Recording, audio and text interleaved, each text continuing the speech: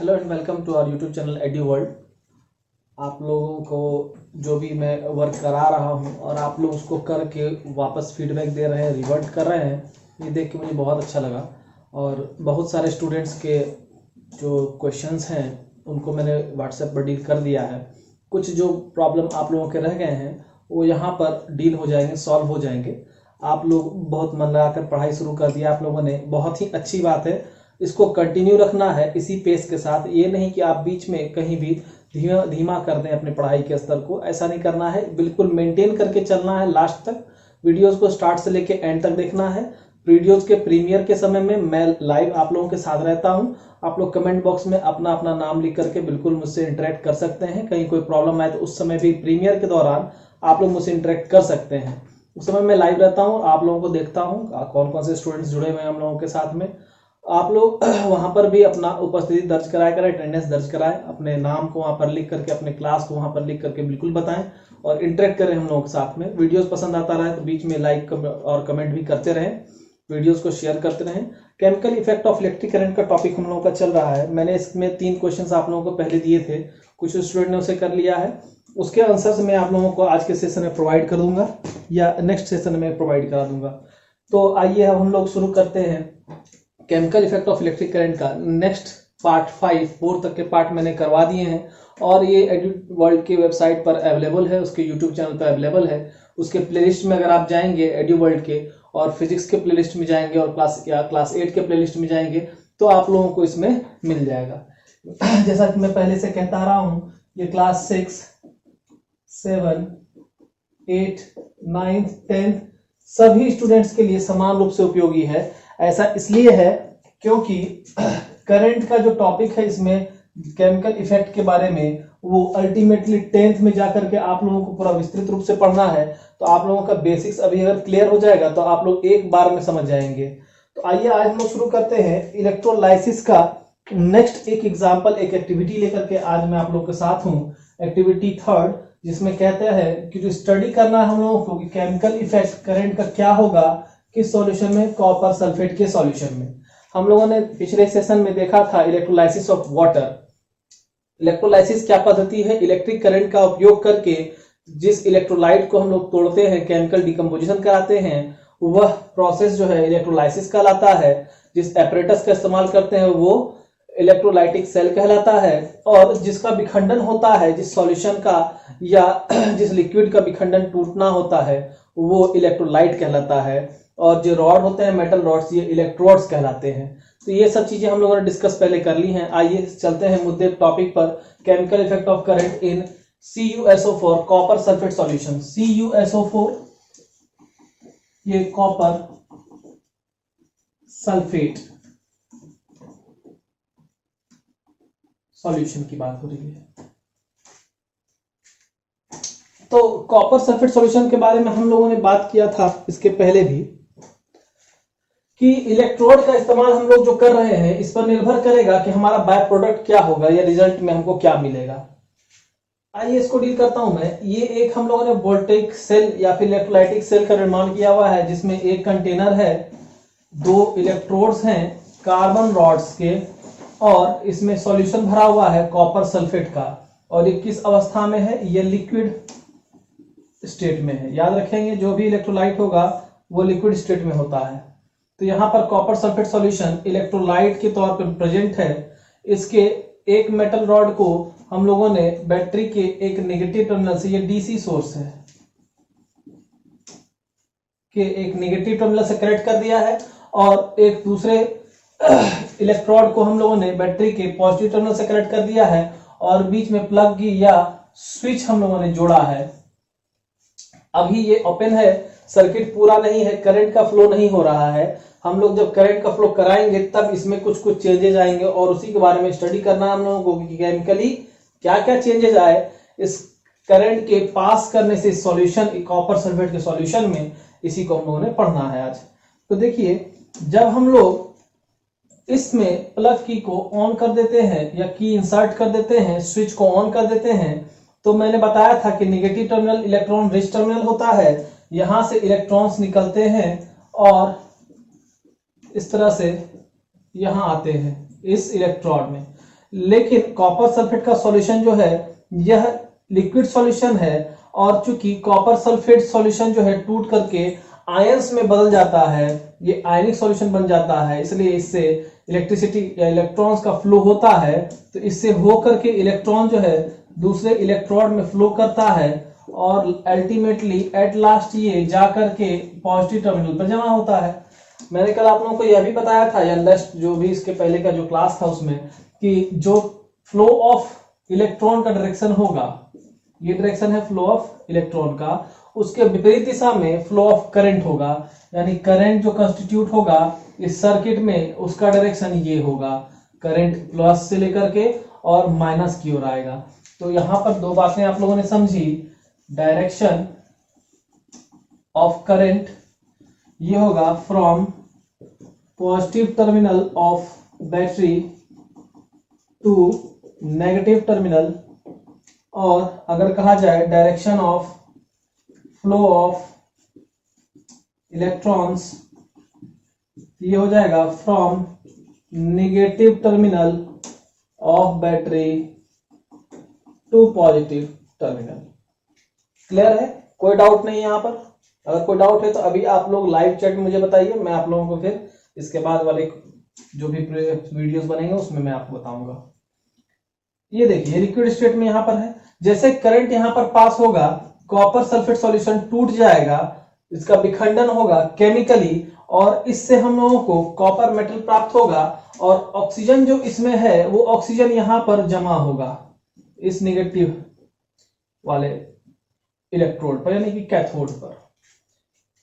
Clear है? आप लोग फिर ध्यान से एक बार देख ले। ये हम लोगों ने कार्बन के रॉड्स लिए हैं, ध्यान याद रखिएगा, कल भी मैंने बताया था कि अगर कार्बन की जगह कॉपर की रॉड लेंगे तो रिएक्शन कुछ और होगा।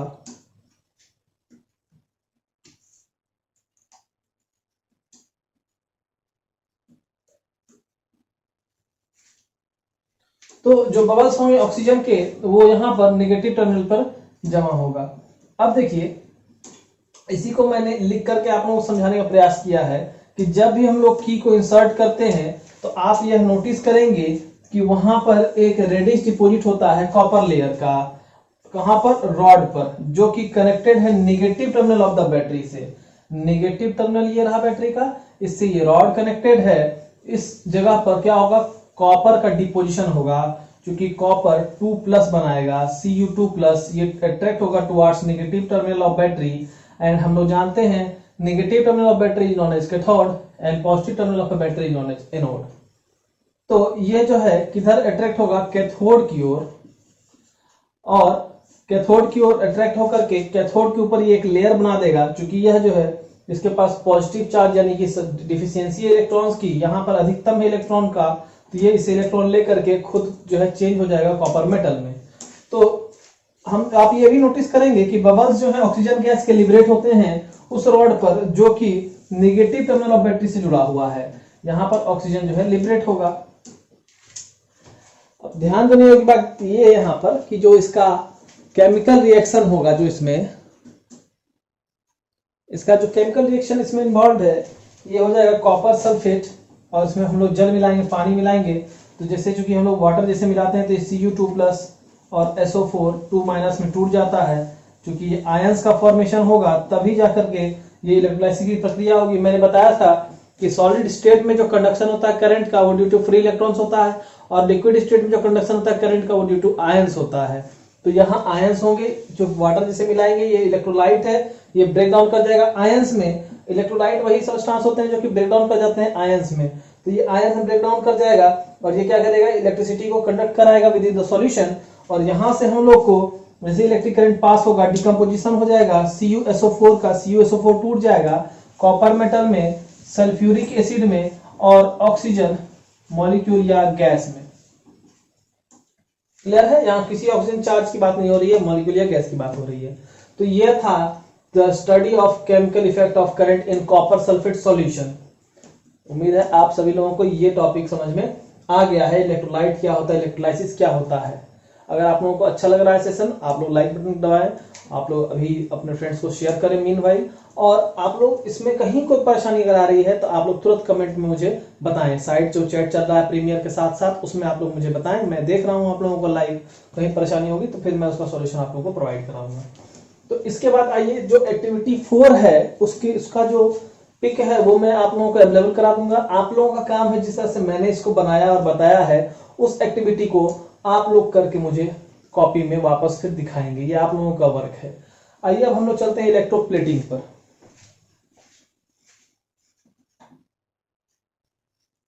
देखते हैं आइए कि इलेक्ट्रोप्लेटिंग का इस्तेमाल कैसे होता है, किस तरह से इलेक्ट्रोप्लेटिंग का आइडिया काम करता है। हम लोग इलेक्ट्रोलाइसिस को जो पढ़े हैं उसका एक बहुत इंपॉर्टेंट यूज है इलेक्ट्रोप्लेटिंग में। आइए देखते हैं इलेक्ट्रोप्लेटिंग कैसे होगा। इलेक्ट्रोप्लेटिंग क्या है? इलेक्ट्रोप्लेटिंग एक प्रोसेस है, एक तरीका है, is a process of using electric current, जिसमें हम लोग इलेक्ट्रिक करंट का इस्तेमाल करते हैं और एक कोटिंग या डिपोजिशन करते हैं एक इलेक्ट्रिकली कंडक्टिव मटेरियल का। एक ऐसा मटेरियल जो क्या हो, इलेक्ट्रिकली कंडक्टिव हो। जनरल रूप में अगर कहें तो मेटल्स का, एक मेटल का दूसरे मेटल पर परत चढ़ाना, अगर हिंदी में कहें तो वही इलेक्ट्रोप्लेटिंग कहलाता है। With relatively thin layer over another metal object by the process of electrolysis. So electroplating is the process of using electric current to coat or deposit an electrically conductive material with relatively thin layer over another metal object by the process of electrolysis। जैसे zinc metal पर copper की परत चढ़ा देना या किसी दूसरे metal पर, इसका ज्यादातर इस्तेमाल किया जाता है ताकि उसको एब्रेशन से बचाया जा सके, कोरोजन से बचाया जा सके, रस्टिंग से बचाया जा सके। इसके लिए हम लोग निकेल का भी परत चढ़ाते हैं, क्रोमियम का भी परत चढ़ाते हैं। तो ये सब एग्जांपल्स या यूजेस हैं इलेक्ट्रोप्लेटिंग के। देखिए इसकी प्रोसेस होती कैसे है। जो प्रोसेस है इलेक्ट्रोप्लेटिंग का, आप लोग कॉपी पेन लेके बैठे हैं, नोट करते चलिए साथ में इसको भी, या अभी बहुत अच्छे से समझ करके आप लोग फिर इसको बाद में कॉपी में उतार लेंगे जैसे ही प्रीमियर समाप्त होगा। तो जो प्रोसेस होता है इलेक्ट्रोप्लेटिंग का वह किया जाता है बाय यूजिंग इलेक्ट्रोलाइटिक सेल। जिस तरह से हम लोग इलेक्ट्रोलाइटिक सेल का इस्तेमाल कर रहे थे इसके पहले कॉपर सल्फेट सॉल्यूशन में भी और वाटर के इलेक्ट्रोलाइसिस में भी, उसी तरह का एक इलेक्ट्रोलाइटिक सेल बनाएंगे।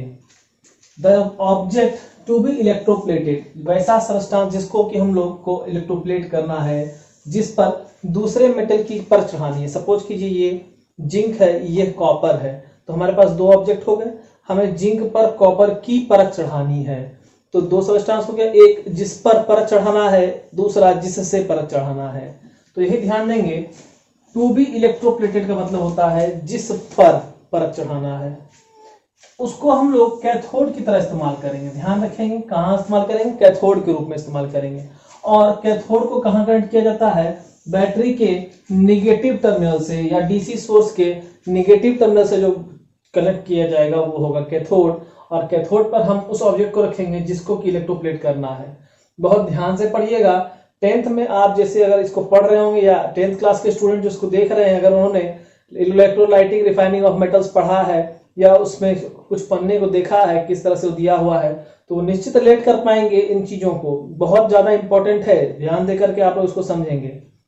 मेरा आप लोगों से बहुत ज्यादा यह उम्मीद है कि आप लोग अधिक से अधिक रूप से अभी पढ़ाई पर ध्यान देंगे लॉकडाउन के दौरान, और घर में जितना अधिक से अधिक रिवीजन हो सके वो करेंगे। इसको पढ़ने के बाद भी आप लोग खाली नहीं बैठिए। लाइट के चैप्टर्स या अदर इंग्लिश के टॉपिक्स भी हम लोगों ने प्लेलिस्ट में अपलोड कर दिया है। आप लोग वहां जाकर उन वीडियो को देखें। एक बार में चीजें याद नहीं होंगी, 2 बार 4 बार 5 बार, जितनी बार में आप लोगों को कंठस्थ याद हो जाए उतनी बार देखिए। कभी भी चीट करने की कोशिश नहीं कीजिएगा। गार्जियन को बुक्स लेके बैठे नहीं पढ़ रहे हैं, यदि मन ना हो तो कुछ समय के लिए आप लोग बुक्स को साइड रख दें, लेकिन जब पढ़ने बैठे तो निश्चित रूप से पढ़ाई पर ही ध्यान दें। जो ये सोचते हैं कि वो दूसरों को चीट कर रहे हैं, असल में वो खुद को ही चीट कर रहे होते हैं। और आप लोग बहुत ही अच्छे स्टूडेंट हैं। आप लोगों से हमारी ये उम्मीद है कि आप लोग बहुत अच्छा भविष्य में करेंगे। जिस तरह से आप लोगों का रिवर्ट मेरे पास क्वेश्चन का सॉल्यूशंस आ रहा है, मुझे आप लोगों से बहुत ज्यादा उम्मीद है कि आप लोग बहुत अच्छे मार्क्स लेकर आएंगे। इसलिए अभी से अपनी तैयारियों में जुट जाइए और साथ साथ आप लोग चैप्टर्स को कंप्लीट करते चलें। जिसको हमें इलेक्ट्रोप्लेट करना है उसको हम लोग कैथोड पर रखेंगे और उस कैथोड को हम लोग बैटरी के निगेटिव टर्मिनल से कनेक्ट करेंगे। और जो मेटल ऑब्जेक्ट जिसको कि हम लोगों को इज टू बी कोटेड और डिपोजिटेड ओवर, जिस पर से होकर के, जैसे ये मैंने कहा ना अभी कि ये जिंक है, ये कॉपर है, कॉपर से लेकर के जिंक पर चढ़ाना है तो इसको कैथोड पर रखें, और इससे लेना है तो इसको हम लोग एनोड पे रखेंगे। यही बात कहा जा रहा है कि वह मेटल ऑब्जेक्ट जिसको कि कोट करना है या जिससे डिपॉजिट करना है लेयर को, उसको हम लोग रखेंगे एनोड पर, is used as anode and is connected to the positive terminal of battery या डीसी सोर्स, और उसको बैटरी के पॉजिटिव टर्मिनल या डीसी सोर्स से कनेक्ट करेंगे। क्योंकि आप लोगों को अच्छी तरह से मेरी वॉल्यूम सुनाई दे इसलिए मैंने फैन ऑफ कर रखा है, और अभी तो एसी चलाने मना किया गया है कोरोना को लेकर के, तो देखिए क्या है प्रॉब्लम। देखिए इलेक्ट्रोलाइट जो यूज किया जाता है इलेक्ट्रोप्लेटिंग के लिए, वह कैसा होना चाहिए, एक वाटर सोल्यूबल सॉल्ट होना चाहिए, यानी ऐसा सॉल्ट जो पानी में घुलनशील हो, और वह किसका होना चाहिए, उस मेटल का होना चाहिए जिसको कि हम लोग, जिससे होकर के कोटिंग होना है, उस मेटल का सॉल्ट लेंगे। The salt will be of the metal to be coated या टू बी डिपोजिटेड। तो इस तरह से यहां तक में मुझे नहीं लग रहा आप लोगों को इस तरह का प्रॉब्लम होगा, यदि है तो अभी आप लोग प्रीमियर में भी बीच में पूछ सकते हैं। तो ये बात आप लोग क्लियरली समझ चुके हैं कि एनोड पर किसको जोड़ेंगे, कैथोड पर किसको जोड़ेंगे। एनोड पर हम लोग उस मेटल ऑब्जेक्ट को जोड़ेंगे जिससे हम लोगों को इलेक्ट्रोप्लेटिंग कराना है, और कैथोड पर उसको जोड़ेंगे जिस पर इलेक्ट्रोप्लेटिंग कराना है, और जिस मेटल का इलेक्ट्रोप्लेटिंग होना है जिससे कराना है उसी का सॉल्ट लेंगे, water soluble salt as electrolyte. Clear है इसी बात को। जैसे एग्जांपल के तौर पे देखिए, सपोज करते हैं जिंक प्लेट को हम लोगों को कोटिंग कराना है कॉपर मेटल के साथ में, तो बताइए इसमें एनोड पर किसको लेंगे, जिंक को लेंगे या कॉपर मेटल को लेंगे। तो आप कहेंगे कि सर जो जिसको हम लोगों को इलेक्ट्रोप्लेटिंग कराना होता है, यानी वैसा मटेरियल जिस पर ही कोटिंग या डिपोजिशन कराना होता है, उसको हम लोग कैथोड पर लेते हैं। और यहाँ जिंक प्लेट है, इस पर इलेक्ट्रोप्लेटिंग कराना है तो कैथोड पर लेंगे जिंक प्लेट को। तो हमारा बच गया कॉपर मेटल, कॉपर मेटल आ जाएगा एनोड पर, कॉपर मेटल आ गया एनोड पर। और जिस मेटल का इलेक्ट्रोप्लेटिंग होना है, जिससे हम लोग इलेक्ट्रोप्लेटिंग कराएंगे, उसी का सॉल्ट लेंगे इलेक्ट्रोलाइट में, तो कॉपर का सॉल्ट कॉपर सल्फेट ले लेंगे CuSO4। तो ये हमारा हो जाएगा इलेक्ट्रोलाइसिस का प्रक्रिया, और इलेक्ट्रोलाइसिस की प्रक्रिया से इलेक्ट्रोप्लेटिंग बदल जाएगा, उस पर डिपोजिशन हो जाएगा। तो ये एक एग्जांपल हुआ, ये मैं आप लोगों के लिए छोड़ता हूं, आप लोग इसको करके मुझे आंसर रिवर्ट करेंगे, और मैं अभी वेट भी कर लेता हूं। यदि आप लोग प्रीमियर के साथ चलते हुए अगर दे सके इसका जवाब, तो कैथोड पर क्या रखेंगे, एनोड पर क्या, और इलेक्ट्रोलाइट क्या होगा जब किसी सब्सटेंस जो कि आयरन से बना है उसको सिल्वर के साथ कोट कर रहे हैं। इलेक्ट्रोलाइट में बताया था हूं, चूंकि सिल्वर है तो सिल्वर नाइट्रेट AgNO3 ले सकते हैं। अब बताइए एनोड पर क्या होगा और कैथोड पर क्या होगा। तो हम लोग जानते हैं एनोड पर वो मेटल लेंगे जिसका पर दूसरे पर चढ़ाना है, तो यहाँ सिल्वर का पर चढ़ाना है दूसरे पर, तो यहाँ एनोड हो जाएगा सिल्वर, और फिर इस तरह से कैथोड जो है वह हो जाएगा आयरन। तो इस तरह से ये क्वेश्चन भी मैंने आप लोगों को करा दिया। तो मुझे लगता है कि अब इलेक्ट्रोप्लेटिंग में आप लोगों को कहीं किसी प्रकार की दिक्कत नहीं आएगी। अब इसका यूज देख लेते हैं, उसके बाद कॉपर सल्फेट से इलेक्ट्रोप्लेटिंग हम लोग कराते हैं, वो नेक्स्ट वाले वीडियो में हम लोग देखेंगे, लास्ट बच जाएगा। तो इसको आप लोगों ने नोट कर लिया, नहीं किया तो इस साथ में नोट कर लीजिए। आइए इसके बाद समझते हैं कॉमन यूजेस जो है इलेक्ट्रोप्लेटिंग्स के क्या क्या होते हैं। सबसे पहले समझिए कि जो मेटालिक पार्ट्स होते हैं हम लोगों के व्हीकल्स में, जैसे मोटरसाइकिल के या साइकिल के रिम हैं, बहुत सारे ऐसे पार्ट्स हैं, स्पोक्स हैं, जैसे मोटर बाइक्स हो गए, बाइसिकल्स हो गए, कार हो गए, स्कूटर हो गए, इन सब के बहुत तरह के जो पार्ट है मेटलिक पार्ट, उनको इलेक्ट्रोप्लेट किया जाता है क्रोमियम या निकेल से। याद रखेंगे किसे किया जाता है, क्रोमियम या निकेल से। किस लिए, प्रिवेंट करने के लिए, बचाने के लिए उनको कोरोजन से, एब्रेशन से और रस्टिंग से। बात समझ गए आप लोग कि मेटेलिक पार्ट जो हम लोग के व्हीकल्स के हैं उनको वाटर से, ह्यूमिडिटी से, एटमॉस्फेयर के और रस्ट से, कोरोजन से, एब्रेशन से, इनसे बचाने के लिए इलेक्ट्रोप्लेटिंग किया जाता है क्रोमियम या निकेल का। दूसरा देखिए वेसल्स, यानी घर में जो बर्तनों का हम लोग इस्तेमाल करते हैं उस पर भी इलेक्ट्रोप्लेटिंग होता है, परत चढ़ी होती है जैसे निकेल या क्रोमियम की, ताकि हमको देखने में वो बहुत ज्यादा अट्रैक्टिव लगे। सिल्वर जो है आयरन के ऊपर चढ़ाया जाता है ताकि आयरन को कोरोजन से बचाया जा सके। कोरोजन एक प्रोसेस है जिसमें कि वाटर और एयर के प्रेजेंस में अगर कोई मेटल को लंबे समय तक छोड़ दिया जाए, प्रोलॉन्ग टाइम तक के लिए, तो उसमें धीरे धीरे क्या होता है, ईटिंग अप होने लगता है और इसी प्रोसेस को हम लोग कहते हैं कोरोजन। रस्टिंग एक प्रकार है कोरोजन का, जंग लगना एक प्रकार है कोरोजन का। बहुत सारे ऐसे इंस्ट्रूमेंट्स होते हैं या इंस्ट्रूमेंट्स के बहुत सारे ऐसे पार्ट्स होते हैं जिसको कि कोट किया जाता है टिन के द्वारा। टिन की उसके ऊपर परत चढ़ी जाती है इलेक्ट्रोप्लेटिंग के प्रोसेस का इस्तेमाल करके, ताकि उन्हें भी खराब होने से यानी कि रस्टिंग से बचाया जा सके। आयरन नेल्स जो कि कांटी बाजार में मिलता है, उसके ऊपर भी क्रोमियम की परत या निकेल की परत चढ़ाई जाती है ताकि रस्टिंग से उसे बचाया जा सके। तो काफी ऐसे एग्जांपल्स हैं। एक बहुत ज्यादा इंपॉर्टेंट एक जो आर्टिफिशियल ज्वेलरी है, जो मानव निर्मित ज्वेलरी है, उसको बनाया जाता है इलेक्ट्रोप्लेटिंग करके। गोल्ड और सिल्वर जैसे एक्सपेंसिव मेटल की परत जो है वह चीपर यानी सस्ते मेटल्स पर चढ़ाई जाती है, तो उससे क्या होता है, उसका जो लुक होता है वो बहुत ज्यादा एक्सपेंसिव दिखाई देता है। रॉयल गोल्ड वगैरह जो मार्केट में अवेलेबल हैं, उसमें क्या किया जाता है, एक सस्ते मेटल पर एक बहुत महंगे जैसे गोल्ड या सिल्वर की परत चढ़ाई जाती है ताकि वो देखने में अट्रैक्टिव और एक्सपेंसिव लगता है। तो इस तरह से स्टूडेंट्स आप लोगों का इलेक्ट्रोप्लेटिंग का यहाँ तक का सेशन यूजेस तक का कंप्लीट हो गया। अब बच रहा है केवल एक टॉपिक, कॉपर सल्फेट सॉल्यूशन में कॉपर का इलेक्ट्रोप्लेटिंग कराना। वो मैं इसके नेक्स्ट जो वीडियो बनाऊंगा उसमें बिल्कुल निश्चित रूप से कंप्लीट कर दूंगा। आप लोगों का ये चैप्टर समाप्त हो जाएगा। लेकिन अभी जितना आप लोगों ने पढ़ लिया है उसके आधार पर आप लोग इस चैप्टर का सारे क्वेश्चन आंसर को बनाने में समर्थ हैं। आपका आज का होमवर्क देखिए क्या है, आप लोग नोट्स को बनाएंगे। पहले जिन्होंने शुरू से नहीं बनाया है वो चारों पार्ट्स के सारे नोट्स, जितने भी पार्ट्स हैं उन सब पार्ट्स के नोट्स बनाएंगे। उसके बाद क्वेश्चन आंसर ए बी और सी जिसके की वीडियो या इमेज जो है वो मैं व्हाट्सएप ग्रुप में सेंड कर दूंगा, वहां से आप लोग उसको बना करके वापस मुझे दिखाएंगे। याद करेंगे यूजेस को, तरीके को, किस तरह से जो नोट्स बनाया है आपने उसको याद भी करना है आप लोगों को।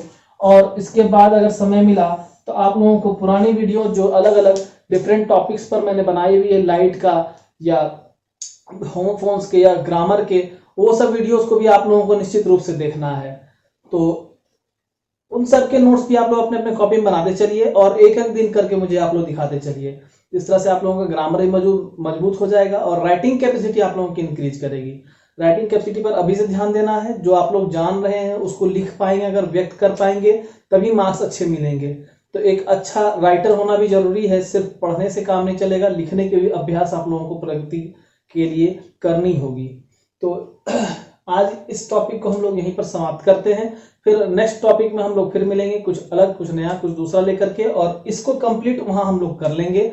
फिर हम लोग फिर एक नया चैप्टर कोई दूसरा शुरू करेंगे आपके सारे क्वेश्चन आंसर्स को कराने के बाद। अभी भी ग्रुप में यदि कोई ऐसा आपका दोस्त नहीं जुटा हो, आप लोग ग्रुप में देख लीजिए, तो आप लोग उस तक मैसेज पहुंचा दीजिए कि वो ग्रुप में जुड़ जाएं, क्योंकि हम लोगों के पास जो भी नंबर्स थे उस आधार पर हम लोगों ने उनको जोड़ लिया है। यदि किसी का नंबर बदल गया है या वो ग्रुप में ऐड नहीं है तो आप लोग अपने दोस्त को ऐसा ये फॉरवर्ड कर दीजिए मैसेज कि वो लोग ग्रुप में जल्द से जल्द जुड़ जाएं और अपनी तैयारियों में लग जाएं, क्योंकि सेशन प्रारंभ हो चुका है, स्टार्ट हो चुका है। सारे होमवर्क्स को बना करके मुझे वापस भेजें। आप लोगों का अटेंडेंस सिस्टम भी चालू हो चुका है। तो अब इस सेशन को यही समाप्त करते हैं। आज के लिए इतना बहुत है। आप लोग